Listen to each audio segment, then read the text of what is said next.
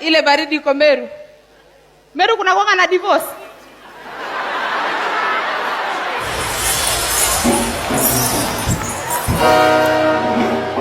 Ati unakasirikia bwana wako, unataka kwenda na kuuliza unaenda wapi na hii baridi? Hata wewe wenyewe unajiuliza naenda wapi? Unakaa na ishangi. Kitambo kuna Meru anaitwa Mugambi alikuja kuishi huko kwetu. So alitoka Meru akakuja Keyo na hakukuwa na kitu.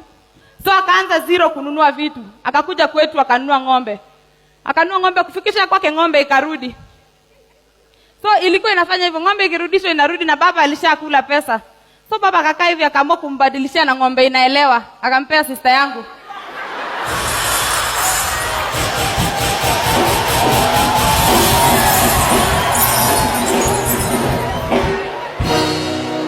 Hakuna kitu mbaya kama